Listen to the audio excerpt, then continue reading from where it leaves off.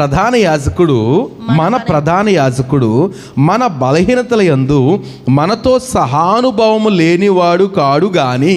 అంటే ఏంటంట మనం ఏమైతే బలహీనతల్లో ఉన్నామో, ఏమైతే బలహీనతలు ఎదుర్కొంటున్నామో అందులో ఆయన కూడా సహానుభవము కలవాడేనంట.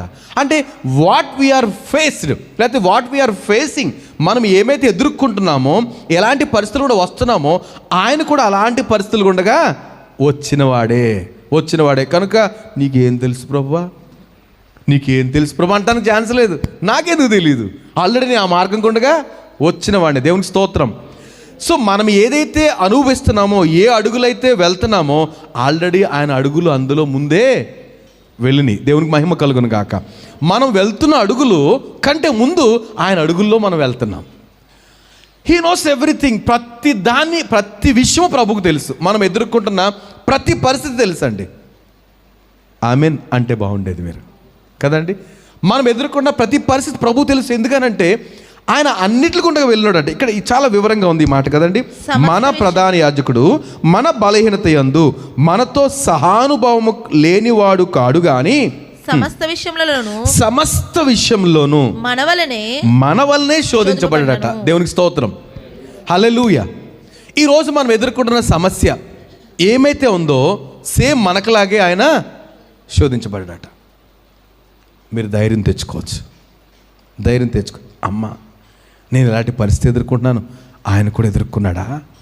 అయితే ఆయనకి తెలుసు, పెద్ద వివరణ అక్కర్లే. ప్రభువుకు తెలుసు కాబట్టి పెద్ద వివరణ అక్కర్లే. ఇప్పుడు మీకు ఒక ఎగ్జాంపుల్. ఆఫ్రికన్ కంట్రీలో ఒకసారి మా చర్చ్కి ఒక గెస్ట్ వచ్చారు. ఆఫ్రికన్ సమ్వేర్ ఎక్కడి నుంచి, అట్లాంటి ఏరియా నుంచి, కెన్యా నుంచి ఎవరో వచ్చారు. మీటింగ్ జరుగుతుంది, రాత్రులు మీటింగు. చాలా చక్కటి వర్తమానము ప్రార్థన జరుగుతుంటే ఆయన మాట్లాడుతుంటే ఈ లోపు ఎవరో అవుట్ పేల్చారు బయట.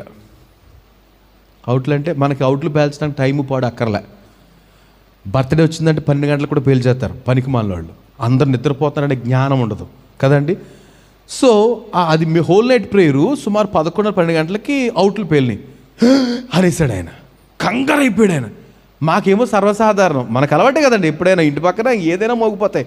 జాతర అంటే ఇంక నిద్రే ఉండదు, ఇక మిగతాయి కూడా. ఆయన ఎంత కంగారు అయిపోయాడు, ఒక్కసారి ఎగిరిపడ్డాడు. మేము అందరం నవ్వాము. అంటే మా దేశంలో ఇలాంటివి ఉండవు అన్నాడు. అలాంటి చేయకూడదట. అంటే సడన్గా వచ్చే శబ్దాలు ఉండవట. ఒకసారి అయింది కదా, ఒకసారి అయ్యి ఒక అవుట్ డేస్ వదులుతారా బాబు? లేదు కదా. మళ్ళీ ప్రతిసారి ఆయనకు అవుట్.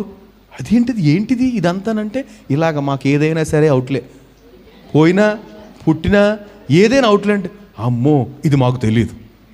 ఆయనకి ఏం తెలియదు? మన దేశ సంస్కారం పనికి మన సంస్కారం, కొన్ని విషయాలు వాళ్ళకి తెలియదు కనుక వాళ్ళకి అర్థం కాదు. ఇది ఎక్కడ సంతండి, అర్ధరాత్రి అందరూ ప్రశాంతంగా పడుకుంటారు, ఇంత శబ్దాలా బాబోయ్, మా ఊర్లో అయితే షూట్ చేసేస్తారు అన్నట్టుగా ఎంత హడ్లుపోయాడు ఆయనకి. అలాగే యేసు ప్రభుకి అంత వివరణ ఇవ్వక్కర్లేదు ఏది మనం. ఎందుకని?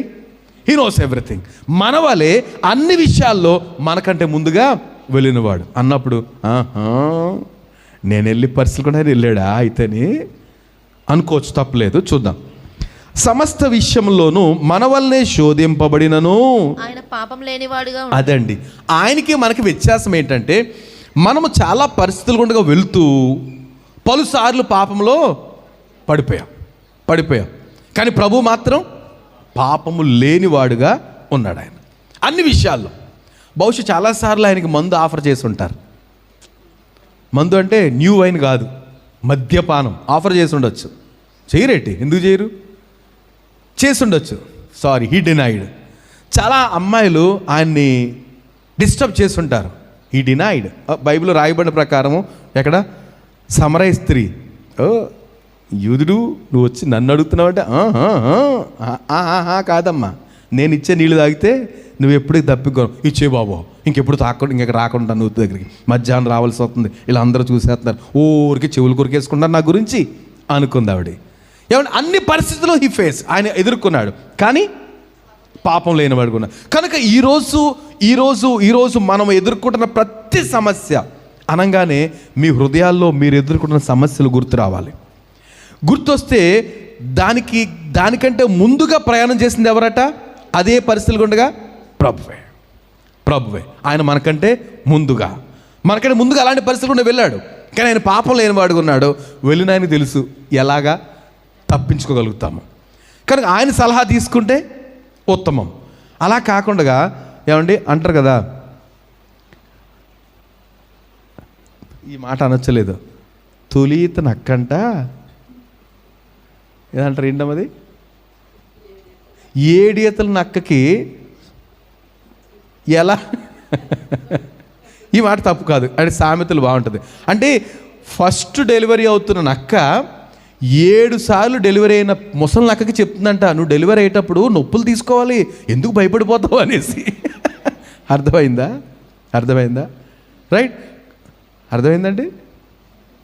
ఎంతమందికి అర్థమైందండి? నాకు ఇది అర్థమైతే సులువు అయిపోతుంది. అంటే మనకి ఎక్స్ప్లెయిన్ చేయడానికి, ఆ ప్రాబ్లం గురించి, ఆ పరిస్థితుల గురించి సులువైన మార్గం చెప్పడానికి ఆల్రెడీ వెళ్ళొచ్చిన ఆయన ఉన్నాడు అందులో. ఏమండి, ఇప్పుడు అంజుబాబు గారు సింగపూర్ వెళ్ళొచ్చారండి. వెళ్ళొచ్చి అక్కడ 10 రోజులు ఆయన పని మీద వెళ్ళారు, మెకానిక్ సంబంధించి వెళ్ళారు. మొత్తం సింగపూర్ చుట్టేయాల్సి వచ్చింది. ఒక పెద్ద ఆయన కారు ఏదో వెళ్ళారు. నాకు ఒక అవకాశం వచ్చింది.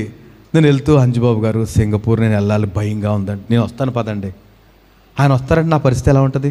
అమ్మయ్య, ఆయన వెళ్ళి మొత్తం తిరిగి వచ్చేసారు, ఇంకా నేను ఫికర్ అవ్వక్కర్లేదు, ఏం దిగులక్కర్లేదు, ఆయన చూసుకుంటారు. సో యేసు ప్రభు మనకంటే ముందుగా వెళ్ళారు. ఏ పరిస్థితులు ఉండగా మనము అనుభవిస్తున్న ప్రతి శోధన గుండగా ఆయన వెళ్ళారు. కానీ ఆయన పాపం లేనివాడు ఉన్నాడు. ఆ పాపం లేనివాడు మాట మనం వింటే మనం కూడా ఎలా దాటిపోతాం? పాపం లేకుండానే దాటిపోతాం.